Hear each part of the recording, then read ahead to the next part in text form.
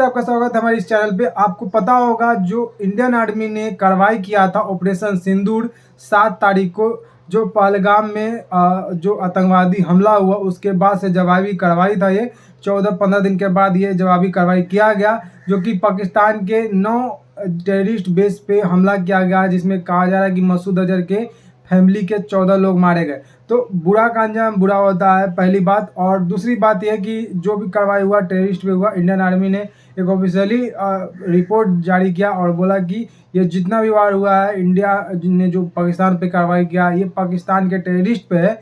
और वहाँ पे जितने भी आर्मी और सिविलियन थे उस पर कोई टारगेट नहीं किया गया है। और इंडिया ने ये सारे देश को भी ब्रीफिंग दिया था, सारे देश के NSA रक्षा विशेषज्ञ और कह सकते हैं कि सारे देश के राष्ट्रपति को भी, एका दुका राष्ट्रपति को भी अपडेट दिया गया था। और यहाँ पे क्लियर कट बोल दिया गया था कि इंडिया ये जो कार्रवाई है आतंकवादी भी किया है।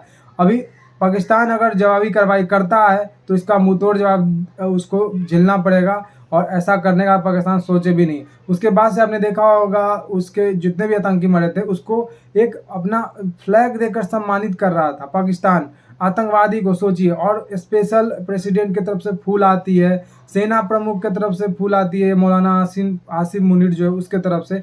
तो इस तरह से टेररिस्ट में ये सब लिप्त है। ISI वहाँ के जो है और वहाँ के टेररिस्ट, ये दोनों मिलकर ये मुल्क को चलाते हैं, पाकिस्तान को। ये तो सारे दुनिया ने देख लिया, क्योंकि इंडिया में कोई टेररिस्ट नहीं है, ना ही कोई एक गलत गतिविधि कोई करता है। तो इंडिया में किस वजह से तुम टारगेट करोगे, ये तो सबसे बड़ी बात है। तो इंडिया में सिविलियन के ऊपर टारगेट किया गया था।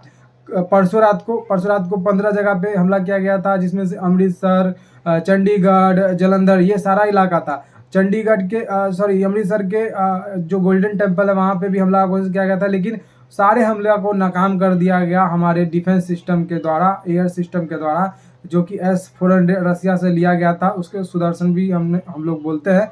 तो उसने एक अच्छा काम किया, और इससे पता चलता है जो नरेंद्र मोदी हमारे हैं उनका कितना दूर विजन है, उनका सोचने का जो क्षमता है वो कितना दूर का वो सोचते हैं। ये होता है एक लीडर। ये नहीं कि नेहरू जैसा लीडर आया, मनमोहन सिंह जैसा लीडर आया, 26/11 हुआ उस पर कुछ नहीं बोले। अब ये नया भारत है, मोदी का भारत है, छेड़ोगे तो छोड़ेगा नहीं। ये मोदी ने बता दिया है, और मोदी ने कहा था कि मिट्टी में मिला देंगे, और वैसा ही कुछ हो रहा है। अब देखिएगा कि जो कल रात को पाकिस्तान के तरफ से हैवी मिसाइल फायर किया गया था, 100 के करीब मिसाइल फायर किया गया था। जम्मू कश्मीर के एयरपोर्ट पे भी ड्रोन हमला किया गया था। जम्मू कश्मीर के अलग अलग इलाके में जो अभी अपना राजस्थान है वहाँ पे अलग अलग इलाके में, मतलब जितना भी बॉर्डर एरिया इंडिया का, वहाँ पे पाकिस्तान द्वारा हमला किया गया था। और खुफिया जो एजेंसी है उन्होंने ये अलर्ट जारी भी किया था। आपने देखा होगा पहलगाम हमले में खुफिया एजेंसी को बोल रहा था कि फेलियर है। लेकिन कोई भी आदमी होता है, किसी भी काम को करने के बाद मतलब एक बार तो फेल जरूर होता है। तो यहाँ पे वही खुफिया एजेंसी जो है वो फेल हुई है। लेकिन अभी देखिए खुफिया एजेंसी का ये एक सफलता है, जो कि यहाँ अलर्ट की, और जो इंडिया के जितने भी आर्मी है वो डिफेंस सिस्टम लगाकर रडार में उनकी मिसाइल जो थी आ रही थी, और एक के बाद एक हमारा S-400 जो कि सुदर्शन है उसको मार गिरा रही थी हवा से हवा में। वो इंडिया के कोई भी इलाके में टारगेट नहीं कर पाई। एयरपोर्ट जो है जम्मू कश्मीर पे, उसमें भी हमला करने का कोशिश किया गया था पाकिस्तान के द्वारा स्टॉर्म ड्रोन से, लेकिन वो भी नाकाम रहा। तो इससे पता चलता है कि इंडिया का जो डिफेंस सिस्टम वो कितना पावरफुल है। आप देखिएगा अभी जो रसिया और यूक्रेन हुआ, वहाँ पे भी उतना अच्छा डिफेंस सिस्टम नहीं है। मतलब 80% क्लेम करते हैं वो, मतलब 100 मिसाइल दागेंगे तो 80 नहीं लगेगा, लेकिन 10 तो लगेगा, 20 तो लगेगा। तो 20 को टारगेट तो करेगा ही करेगा। तो ऐसा रसिया का डिफेंस सिस्टम है कि 80% वो काम करता है। अभी देख लीजिए यहाँ पे एक और वार हुआ, कह सकते हैं इजराइल और फिलिस्तीन में, जो कि सारे जो अगल बगल के देश थे जितने भी मिलकर 5-6 देश जो यूक्रेन जो इजराइल है उस पर हमला कर दिए थे। लेकिन इजराइल इससे बचा, क्योंकि उसका डिफेंस सिस्टम बहुत अच्छा था। फिर भी उसका 100% नहीं था, 98% उसका भी था। यानी कि उसको जो दुश्मन है 100 मिसाइल अगर मार रहे हैं तो 5-6 तो लगेगा, उसके अंडर टारगेट तो करेगा। लेकिन इंडिया का जो ये डिफेंस सिस्टम है वहाँ पे 100% के 100% काम कर रहा है। यहाँ पे एक भी जो पाकिस्तान का नाकाम इरादा था वो अभी कामयाब नहीं हुआ। एक भी इंडिया के टारगेट पे मतलब हमला नहीं कर पाया वो। लेकिन बदले में उल्टा 8 बजे के बाद से जब इंडियन आर्मी को पता चल गया कि हमारा एयर डिफेंस सिस्टम जो बहुत अच्छा तरीका से काम कर रहा है, उसके बाद से इंडियन आर्मी ने कूच किया है पाकिस्तान के जो जितने भी बॉर्डर इलाका है वहाँ पे, और मुंहतोड़ जवाब दिया। ऐसा कोई भी इलाका नहीं बचा पाकिस्तान का, जो लाहौर हो, रावलपिंडी हो, पेशावर हो, इस्लामाबाद हो, मतलब कोई भी शहर नहीं बचा, पीओके हो, कोई भी शहर या कस्बा गांव नहीं बचा जहां पे इंडियन आर्मी ने हमला ना किया हो। तो पाकिस्तान जो है वो धू धू करके जल रहा है, और आने वाले समय में आपको अपडेट मिल सकेगा कि पाकिस्तान का जो एक देश था वो एक कुत्ते का तरह नक्शा में वो बना हुआ था, वो मतलब कहीं ना कहीं विखंड होते हुए आपको दिखेगा। और बलूचिस्तान लिबरेशन आर्मी है, वहाँ से भी रात को अपडेट आ रही थी कि वहाँ पे भी उन्होंने बोला था बाकायदा कि जब इंडियन आर्मी हमला करेगी उसके बाद से हम भी हमला करेंगे। ये बलूचिस्तान वालों ने बोला था, बलूचिस्तान लिबरेशन आर्मी ने। और वहाँ से बलूचिस्तान लिबरेशन आर्मी जो है वो अटैक कर दी थी पाकिस्तान के जितना भी सेना, और कई पोस्टों पे कब्जा कर ली है। और उन्होंने बाकायदा एक चिट्ठी लिखा है और यूएन को बोला है कि हमें एक अलग देश का मान्यता दी जाए। और यहाँ पे देखते हैं क्या होगा, ये कितना सही कितना गलत है। लेकिन अभी का जो अपडेट आ रहा है ये यही है। और आईएनएस विक्रांत की तरफ से भी कुछ बोला जा रहा है कि हमला किया गया है। अब ये भी अपडेट पूरा तरह से कंफर्म नहीं हुआ है, लेकिन ये अपडेट जरूर कंफर्म हुआ है कि इंडियन आर्मी, इंडियन थल सेना, वायु सेना ने ये कंफर्म किया है कि इंडिया ने मुंहतोड़ जवाब दिया है पाकिस्तान को, और आने वाले समय में और कड़ा तरीके से मुंहतोड़ जवाब दिया जाएगा।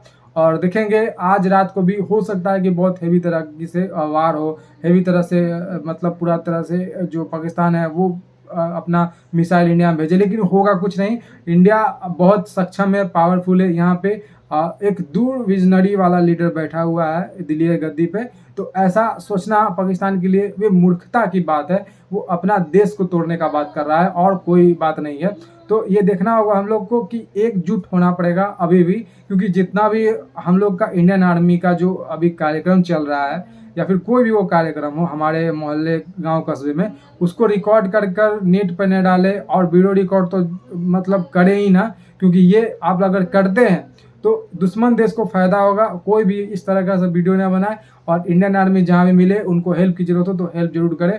आप उनको अब ट्रेन में सफ़र कर रहे हैं तो उनको वहाँ अपना जगह ऑफर करें, क्योंकि ये आर्मी है तभी हम रात को चैन से सो पा रहे हैं। कितने ही लोग चैन से सो पाए होंगे कल रात को, लेकिन ये जो आर्मी है ये पाकिस्तान के बॉर्डर पे, इंडिया के बॉर्डर पे लड़ रही थी, और इनके अपने जान जो है हथेली पर लेकर चल रही थी। इनका भी परिवार वाला है, ये भी सोचते कि मैं क्यों जाऊँ आगे, लेकिन ये हम लोग के रक्षा के लिए आगे जा रहे हैं। तो हम लोग का भी दायित्व बनता है कि हम लोग इनको सपोर्ट करें, और इनका जो मनोबल है, मोराल है, जो वो बढ़ाए।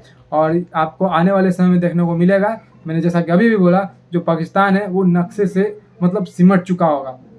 बलूचिस्तान कल रात ही अलग देश का मांग कर चुका है, और पूरे रात हेवी गोलीबारी, हेवी मिसाइल फायरिंग, ये सारा कुछ हुआ है। और अभी रक्षा मंत्री जो अपने राजनाथ सिंह है वो तीनों सेना प्रमुख के साथ और सीडीएस के साथ बैठक किए हैं। 2 घंटा उनका बैठक खत्म हुआ।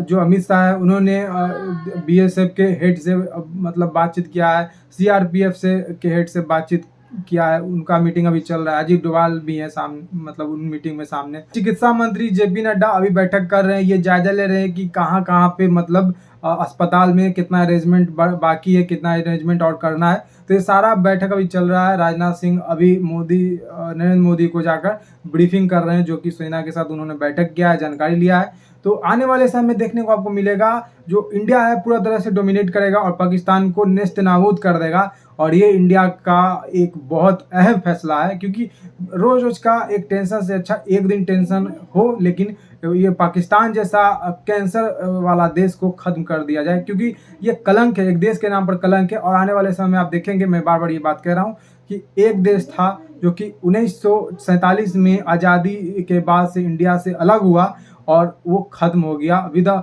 76-75 साल के अंदर में।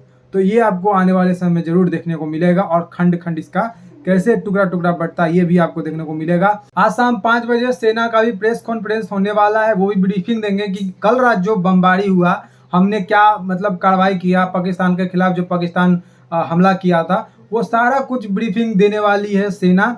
और ये 5 बजे कार्यक्रम होगा, प्रेस कॉन्फ्रेंस के जरिए हम लोग जानेंगे कि क्या कुछ हुआ है। हालांकि ऐसे तो जान ही रहे हैं हम लोग कि क्या हुआ है नहीं हुआ है, लेकिन पूरा डिटेलिंग में जो है वो सेना के जो प्रेस कॉन्फ्रेंस होगी वो पता चल पाएगा। अभी जो है वो ट्रेंडिंग में ये चल रहा है इंडिया पाकिस्तान का अवार्ड, जो कि ये बहुत मतलब एक कह सकते हैं तेजी से वायरल हो रहा है। लेकिन ये देखना होगा कि बांग्लादेश के पास तो कुछ है नहीं, लेकिन यहाँ पे मदद कौन कर रहा है?